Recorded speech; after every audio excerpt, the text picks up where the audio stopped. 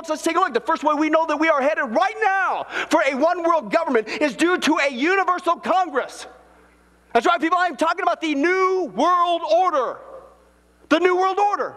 Now stop and think about it, folks. If you're going to deceive the people of the whole world into creating a one-world government, you've got to create some sort of universal Congress to dictate universal compliance, right? That's an obvious step.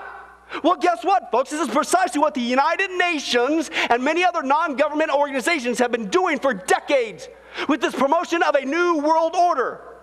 I invite you to check it out for yourself, every single thing I'm about to share with you. Right now, folks, there is already in place, this is not the future, there is already in place the plans for absolute, total, complete control of the whole world. And the tactics they are using to pull it off is called fear and manipulation. Fear and manipulation.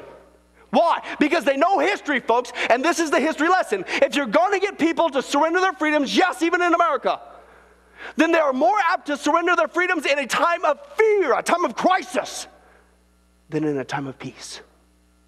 People are more apt to surrender their freedoms in a time of fear and a time of crisis than in a time of peace. And because of that, folks, that's exactly what they're doing. They're manipulating us. Have you noticed, folks, everything in our world right now is a crisis, an absolute crisis. We don't have problems anymore. Every single thing is a crisis, and it's there to drum up fear, to manipulate you and I, to surrender our freedoms. We don't have a health care problem. We got a what? Health care crisis. We don't have a child care problem. We got a child care what? Crisis. We don't have an economic problem. We got an economic what? Right now. Crisis, okay? We got a constitutional crisis. We got a terrorist crisis. We got an environmental crisis. We don't have problems. We got a crisis. Everything's about ready to explode. And the whole reason why they're doing that, drumming you and I, it's not just once in a while. It's a constant state of fear. Constant, every day, day in, day, get you afraid, Christian. Because then they're going to do this. They're going to get you. They're manipulating us. So that we will eventually cry out. Because of all these seemingly crises is out of control. They're getting us to cry out for what they want us to cry out. Some sort of universal government to fix all these problems, right? But you might be asking, hey, that's a neat premise, Pastor Billy, but come on. Does this fear tactic really work on people? Are people, yes, even in America, surrendering their freedoms even out of fear? Kidding me, folks? Of course it is. Wake up. That is why right now there is a universal law of the land. It's called the Earth Charter. It's totally blasphemous. It is a blasphemy of the 10 Commandments of a holy, righteous God. It's called the Earth Charter. It's a new universal law that they put out to unite all the peoples of the world in order to save the earth. Check it out. But wait a second. If you're going to have a universal law of the land, then you need some sort of universal governing body to oversee this law, right? Well, folks, check it out for yourself. Right now there is a constitution for Federation Earth, with full plans for a world government, get this, world Supreme Court, world capitals, and yes, a world police. And the only thing that's holding it up is ratification, and they're hoping it will take place real soon. But wait a second, if you're following the train of thought there, if you're going to have a universal governing body, then you got to have some sort of universal judicial system to make sure that people obey this governmental body, right? Well, folks, right now, that's why there is the World Criminal Court. Check it out, the International Criminal Court. It can, and it does, and it has brought charges and brings charges against any person in any country on the whole earth. There is no national sovereignty. That court rules the world. But wait a second. If you're going to have a universal judicial system, then you need some sort of universal army to punish those who don't obey this world government, right? Well, folks, why do you think that right now Tony Blair, amongst many others, the former Prime Minister of England, and many others have been calling for NATO to be, quote, the military arm of a new world order? There's your global army. Throw in the UN, you got it. But you might say, hey, come on, Pastor Bill, hey, I'll tell you what. Somebody did this again. Russ, were you in Pastor Billy's neighborhood again? Did you do one of those drive-by chicken leg things? You threw the chicken leg on his front porch. The fumes got all over him. He's all worked up now. Thanks a lot, Russ. Come on, man. This is just that stuff, that weird, wacky conspiracy stuff, man. There's no way that the leaders of the world are actually serious about this one world government thing. Are you kidding me? Well, folks, don't take my word for it. Let's listen to their words themselves. Here's the quotes, folks. You tell me if somebody's a little bit serious about creating a one world government all over the place. Henry Kissinger said, today America would be outraged if UN troops entered LA to restore order. But tomorrow they would be grateful when presented with this scenario, it sounds like it's a plan in place. Individual rights will be willingly relinquished for the guarantee of their well-being, granted to them by who? The world government. David Rockefeller says, we are so grateful to the Washington Post, the New York Times, and Time Magazine, and other great publications whose directors have attended our meetings and respected the promise of discretion for almost 40 years. Crone translation, they kept their mouths shut on purpose.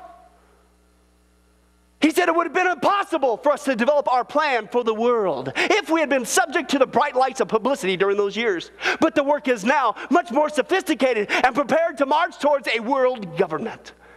Strobe Talbot, he's Clinton's Deputy Secretary of State, said this, in the next century, that's now people, nations as we know will be obsolete. All states will recognize a single global authority. National sovereignty wasn't such a great idea after all. It's called treason. That's just the tip of the iceberg, folks. Richard Falk said, the existing order is breaking down at a rapid rate, and the main uncertainty is whether mankind can exert a positive role in shaping a new world order. We believe a new order will be born no later than early in the next century. That's called right now, folks.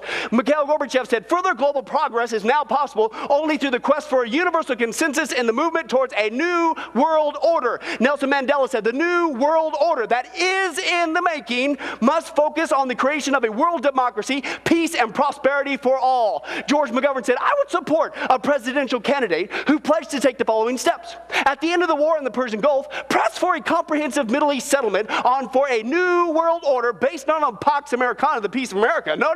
He says, but on the peace through law with a stronger UN and world court. George Bush Sr. said this, if we do not follow the dictates of our inner moral compass and stand up for human life, then this lawlessness will threaten the peace and democracy, listen to this, of the emerging new world order we now see. This what? This long dreamed of vision we've all worked toward for so long. Now, wait a second, folks. Did he really just say that? Hey, folks, watch it for yourself. We have before us the opportunity to forge for ourselves and for future generations a new world order, a world where the rule of law, not the law of the jungle, governs the conduct of nations. When we are successful, and we will be, we have a real chance at this new world order, an order in which a credible United Nations can use its peacekeeping role to fulfill the promise and vision of the UN's founders. Well, that's exciting. But that's still just tip the iceberg. How about Madeleine Albright? She said, today I say that no nation in the world need be left out of the what? The global system we are constructing. Mikhail Gorbachev again stepped in. Boy, you create a crisis, you can manage it. The victims of the September 11 attacks will not have died in vain if what? If world leaders use the crisis to create a what? A new world order. And Robert Mueller, the former assistant attorney of the UN, you don't think it's coming from there. Here's what he said, direct quote. Listen to this. It's almost like he's following a script. He said we must move as quickly as possible to a one world government, a one world religion under a one world leader. Can anybody say Antichrist? That's who that leader's going to be. Folks, I'm not making this up. Please, I invite you to check it out. But the point is this, it sure looks to me. This isn't some wacky conspiracy thing. These people are deadly serious about forming a one world government that the Bible said would happen. When you are living in the last days, wake up. It's happening now. But that's still all. Get this, the second way we know we are right now, folks, headed for this one world government.